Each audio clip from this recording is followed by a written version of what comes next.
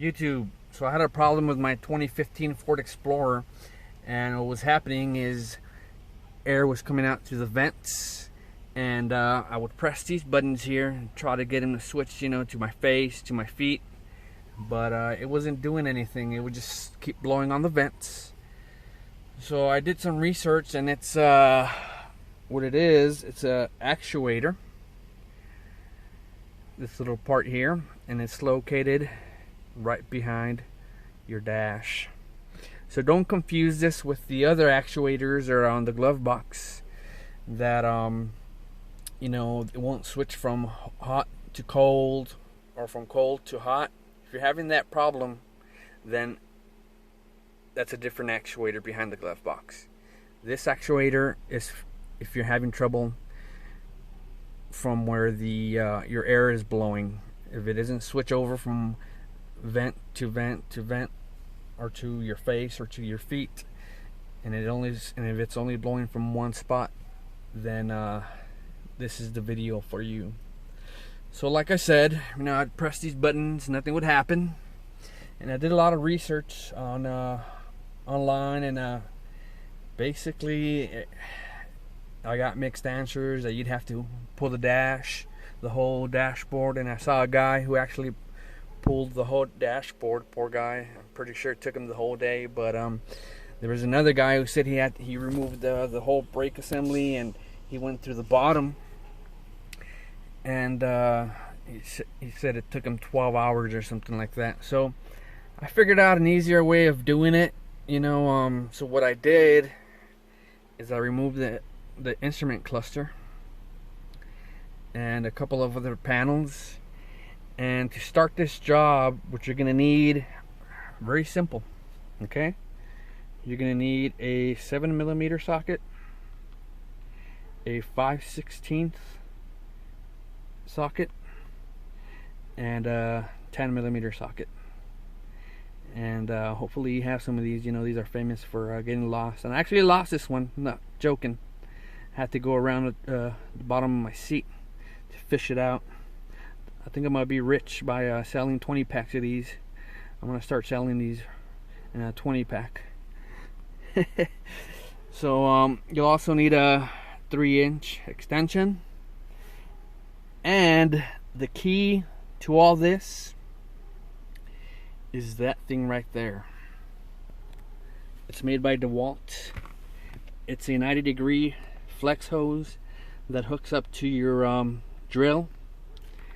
And they call it a right angle flex shaft holder.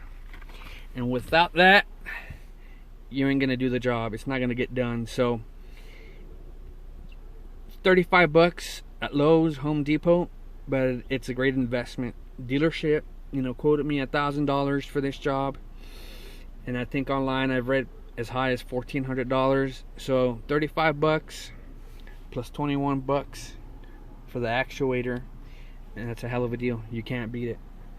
So this is the part that you're gonna need, and of course I always tear these right where the part number's at. I don't know what it is, why I always do that, but the part number that you're gonna need is YH1769.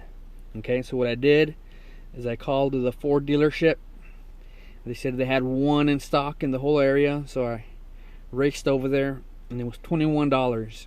They say 32, but he said it was on sale for 21. I don't know, but it was $21. Okay, and I would stick with the Motorcraft brand, just because it's OEM, you know, a little bit better quality. Supposedly, this thing's only 4 years old. It shouldn't have happened so fast, but anyway, that's another story.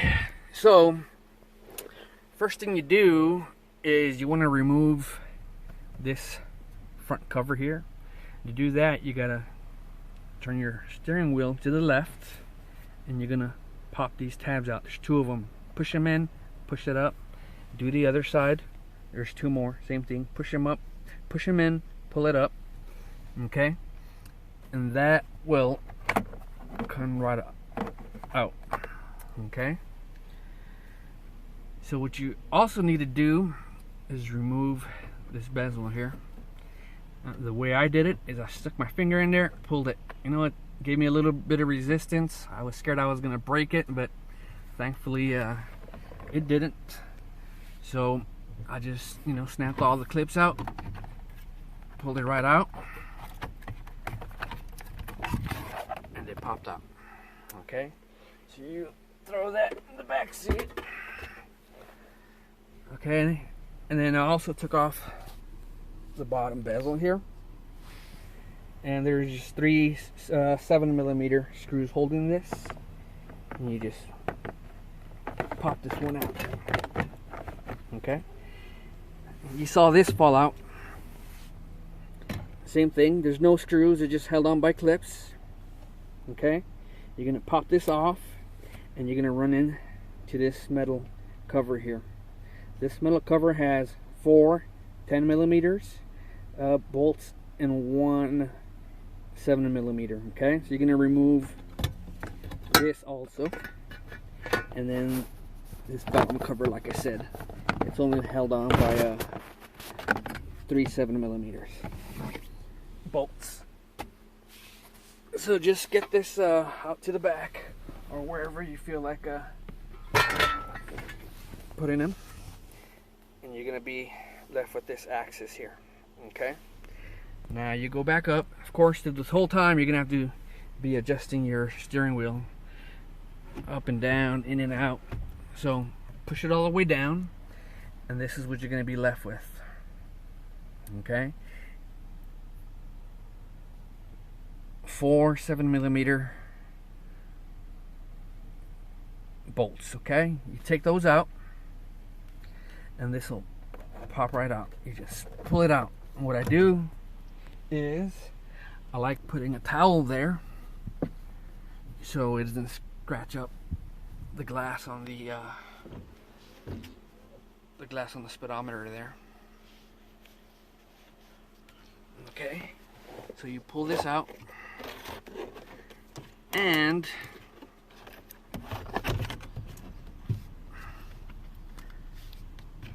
there's a clip right there. Push it in, pull it out. Okay, never ever pull the wires, guys. I know it's tempting, but always pull from the plastic. Okay, so when you take this out of the way, your speedometer here, your cluster board will come right out. And I need to adjust this. It'll come right out. Okay, when you get that out, you are going to see the actuator right there. Okay, and the bolts to that are 5/16. So I know what you're thinking. Oh, I'll just get a socket, a wrench, start going at it. No, I mean, I tried and I tried, and I couldn't even get it loose. I couldn't even get it started. That's how tight it is. Okay, so what I had to do is I had to go buy this flex 90-degree attachment, and I was able to get it in there. You know, of course it's backwards now, but you get the gist. And with this, you'll be able to reach this front bolt, and there's another bolt right behind there. I know you can't see it. I mean, you're not gonna be able to see it. You're gonna have to fish around with your hands, feel it. And I'm not gonna lie, guys, there you can see the bolt. It was hard, it was tough, it took me a while, and I fought with it, but obviously I was able to get it done. So just have some patience, and it will come out. Okay, so that's how you take the 2 top bolts off. And I'll show you the bottom. Give me a second here. Okay, we're gonna go over to the bottom, And the way you take the bottom bolt out is you come down here, and that's why we remove these panels here. And do yourself a favor, guys, and get some towels for your knees. And another towel for this thing, because it's gonna poke your ribs the whole time. So anyway, so you go down here and you look here. I got a little light here that I lost. Okay, bear with me, guys. You know, it's kind of hard to maneuver down here and hold the camera. Okay, so right behind this harness you'll see the last bolt, and I know it's not focusing, but that's where it is. Okay, you'll have to feel for it.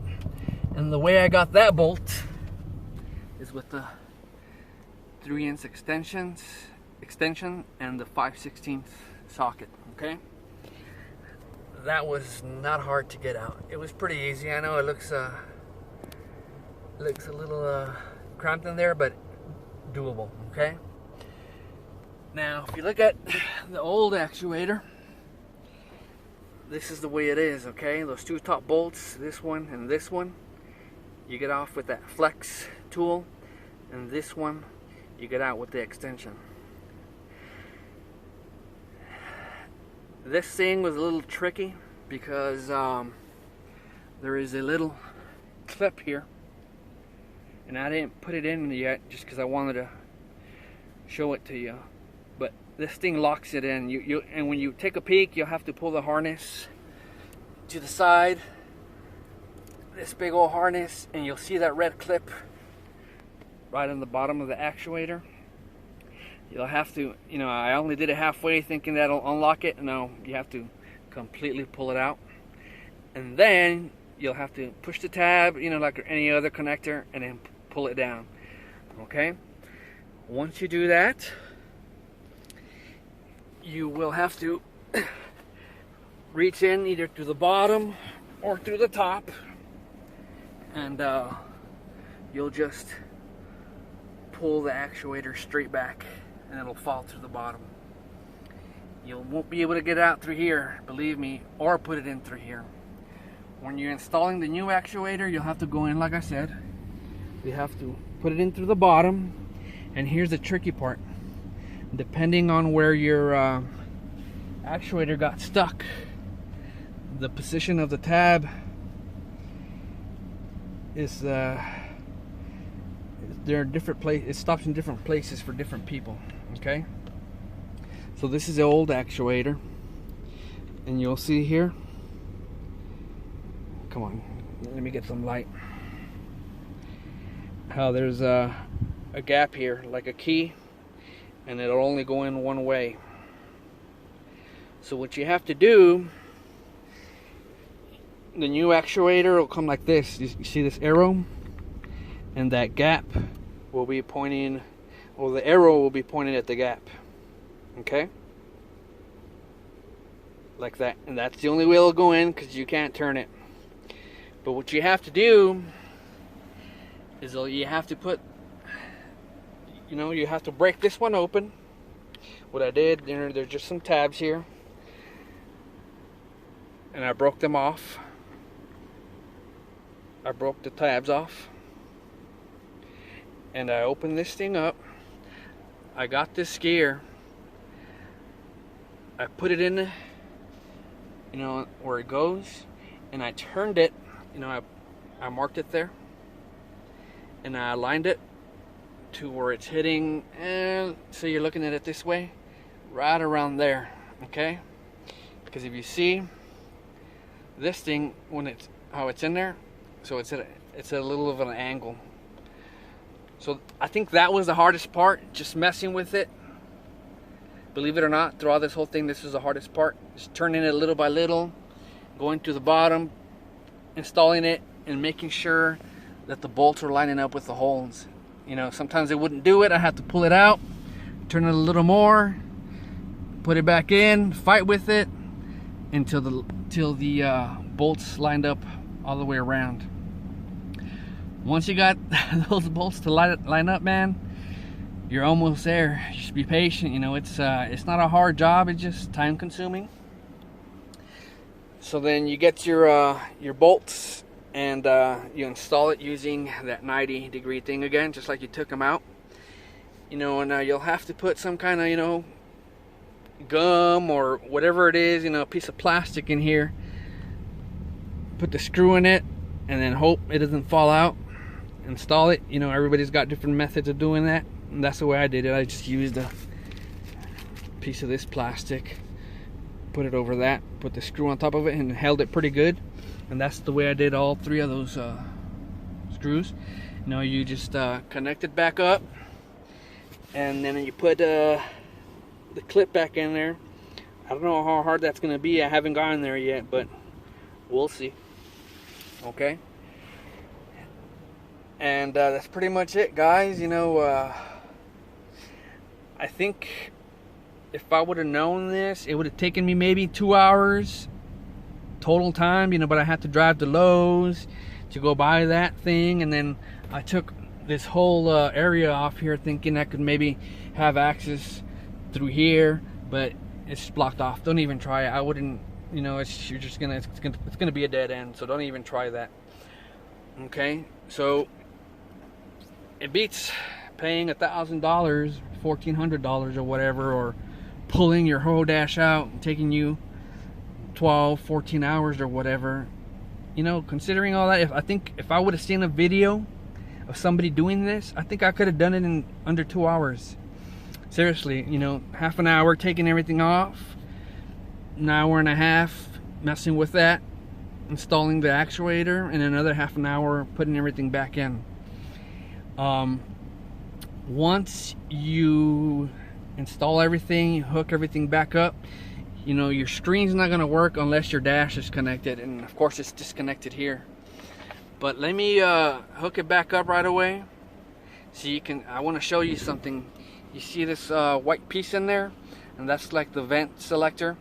So when when you're done and you hook everything back up, leave your dash out here to the side connected, and then mess around with the vent settings out here, and you should see this white wheel here. You should see it moving back and forth, and that'll allow all the vents to move, you know, to wherever you want them. Your feet, your face, your defrost, whatever. And I'll show you that in a bit. Let me pause the video. Alright guys, I got the cluster hooked up again. So then you go to your climate, and I'm going to be messing with the settings here, but I want you to pay attention to that white wheel I was talking about. I'm going to switch it,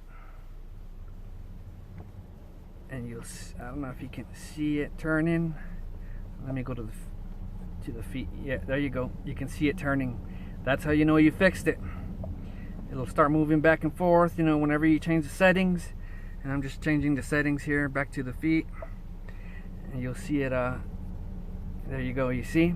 That's how you know you got it. You'll feel the air start coming out through the different vents, and you saved yourself $1,000, $1,400. I don't know how much your dealership will charge. So total cost was about $55, $60, and a Mountain Dew to keep me motivated. Guys, just ask down below in the comments. I'm pretty good about answering questions on YouTube. You know, I'll get an email or whatever, or YouTube will notify me every time somebody comments on a video.